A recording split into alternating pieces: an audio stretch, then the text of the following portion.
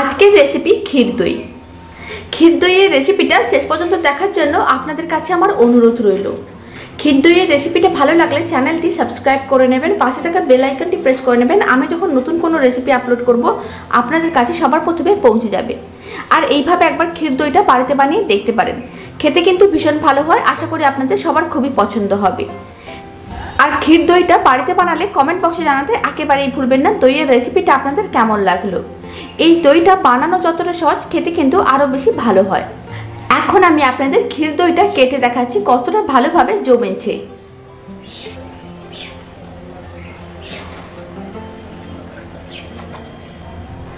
আর ক্ষীর দইটা খেতে কিন্তু ভীষণ ভালো হয়। বাড়িতে অবশ্যই একবার বানিয়ে দেখতে পারেন। বাড়িতে বানালে কমেন্ট বক্সে জানাতে একেবারেই ভুলবেন না ক্ষীর দইয়ের রেসিপিটা আপনাদের কেমন লাগলো। তো চলুন দারুণ স্বাদের ক্ষীর দইটা বানানো শুরু করা যাক। ক্ষীর দইটা বানানোর জন্য প্রথমে আমি কড়াইতে 1 লিটার দুধ নিয়েছি। এখন প্রথমে দুধটাকে ভালো করে গরম করে একবার ফুটিয়ে নিতে হবে।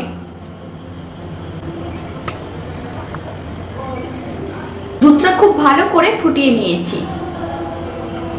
এখন আমি দুধের মধ্যে দিয়ে দিচ্ছি 1/4 কাপ চিনি।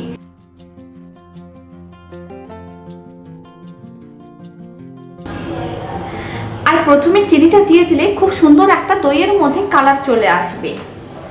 এখন ভালো করে চিনিটা মিশিয়ে নিলাম, মেল্ট হওয়ার জন্য অপেক্ষা করব। আর এখানে আমি খুব বেশি কিন্তু চিনি দিইনি, কারণ এটা ক্ষীর দই। দুধটা ঘন হওয়ার পরে কিন্তু অনেকটাই মিষ্টি হয়ে যায়।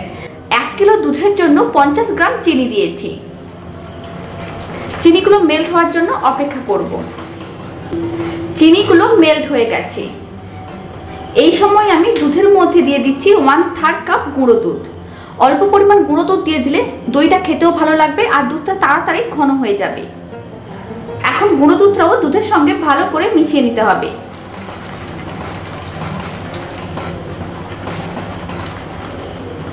গুঁড়ো দুধটা খুব ভালো করে মিশিয়ে নিয়েছি। এখন ফ্লেমটাকে হাইতে করে দিলাম আর এইভাবে কন্টিনিউ নাড়াচাড়া করে দুধটাকে ঘন করে নেব। দুধটা কন্টিনিউ নাড়াচাড়া করে একটু ঘন করে নিয়েছি। এই সময় আমি দুধের মধ্যে দিয়ে দিচ্ছি 2টো এলাচ। এলাচ দুটোকে আমি আগে থেকে ফাটিয়ে রেখেছিলাম। এখন দুধের সঙ্গে ভালো করে মিশিয়ে নিতে হবে। এইভাবে একবার এলাচ দিয়ে ক্ষীর দইটা বানিয়ে দেখতে পারেন। ফ্লেভারটাও খুব ভালো হয় আর খেতেও ভালো লাগে। এখন এইভাবে কন্টিনিউ নাড়াচাড়া করে দুধটাকে আরো ঘন করে নিতে হবে। এবার আমি আপনাদের আরো 5 মিনিট পরে দেখাচ্ছি। দুধটা কিন্তু আরো ঘন হয়ে গেছে। এইভাবে কন্টিনিউ আমি আরো 2 মিনিটের মতো নাড়াচাড়া করে নেব, যাতে খুব ভালো করে ক্ষীরটা হয়ে যায়। দুধটা যত ঘন হয়ে ক্ষীরে পরিণত হবে, দইটা তত বেশি খেতে ভালো লাগবে। আবারও আমি আপনাদের 2 মিনিট পরে দেখাচ্ছি। আপনারা দেখুন দুধটা কিন্তু বেশ ঘন হয়ে ক্ষীরে পরিণত হয়ে গেছে। এখন ফ্লেমটি আমি অফ করে দিলাম। এবার এইভাবে কন্টিনিউ নাড়াচাড়া করে ক্ষীরটাকে ঠান্ডা করে নিতে হবে।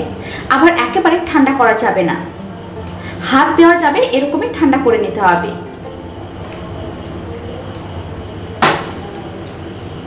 এখন আমি একটা বাটি নিয়ে নিয়েছি আর এই বাটির মধ্যে দিয়ে দিচ্ছি 1 চামচ টক দই। প্রথমে দইটাকে ভালো করে ফেটিয়ে নিতে হবে। ক্ষীর দইটা বানানোর জন্য এখানে আমি 1 চামচ টক দই নিয়েছি। আপনারা চাইলে মিষ্টি দইও নিতে পারেন। এখন দইটা এক সাইডে রেখে দিতে হবে আর দইটা কিন্তু এইভাবে খুব ভালো করে ফেটিয়ে নিতে হবে। দইটা আমি মাটির পাত্রতে বসাবো, তাই আমি এর মধ্যে দিয়ে দিচ্ছি সামান্য পরিমাণ টক দই। এখন টক দইটা ভালো করে চারিদিকে ছড়িয়ে নিতে হবে।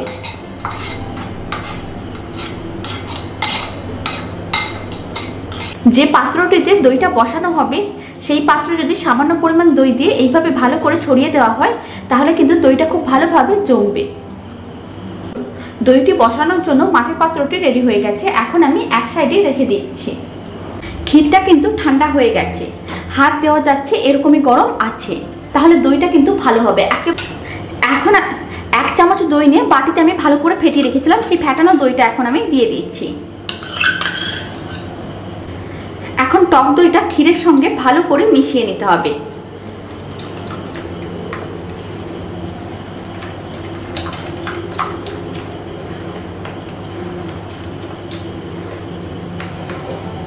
টক দইটা ক্ষীরের সঙ্গে খুব ভালো করে মেশানো হয়ে গেছে।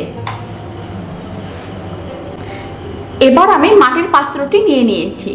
টক দই ও ক্ষীর মিশিয়ে যে মিশ্রণটি রেডি করে রেখেছিলাম সেই মিশ্রণটি এখন মাটির পাত্রের মধ্যে দিয়ে দিতে হবে।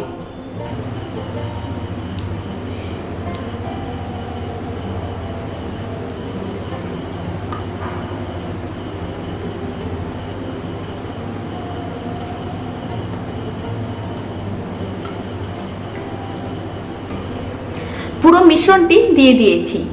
এখন পাত্রটিকে এইভাবে একটু ট্যাপ করে নেব যাতে নিচ পর্যন্ত ভালোভাবে পৌঁছে যায়। দইটি বসানোর জন্য আমি একটি কড়াইকে লো ফ্লেমে 3 মিনিট এইভাবে রেখেছিলাম যাতে কড়াইটা গরম হয়ে যায়। কড়াইটা গরম হয়ে গেছে, ফ্লেমটি আমি অফ করে দিয়েছি। আর কড়াইয়ের ঢাকনার মধ্যে যে ছিদ্রটি ছিল সেটাকে আমি একটা ছোট্ট কাগজের টুকরো দিয়ে বন্ধ করে দিয়েছিলাম। এখন আমি ঢাকনাটি খুলে নিচ্ছি। এখন কড়াইয়ের মধ্যে আমি দইয়ের পাত্রটি বসিয়ে দিচ্ছি। ফ্লেমটি কিন্তু এই সময় অফ করা আছে। এবার মাটির পাত্রটিকে আমি আর একটি মাটির পাত্র দিয়ে এইভাবে ঢেকে দিচ্ছি।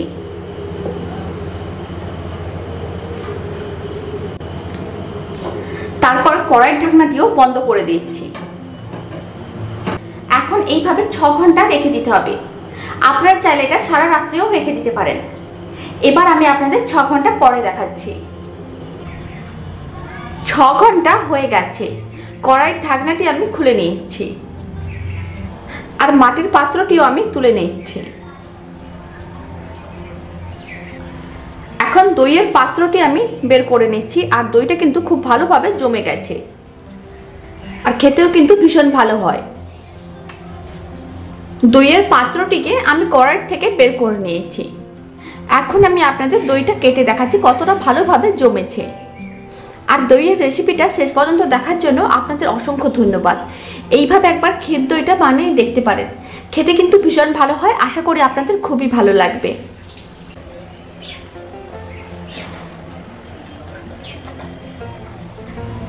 তো চলুন ক্ষীর দইয়ের রেসিপিটা এখানেই শেষ করছি। আপনারা সবাই ভালো থাকবেন, সুস্থ থাকবেন। আপনাদের সঙ্গে আবার আমার নতুন রেসিপি নিয়ে দেখা হচ্ছে।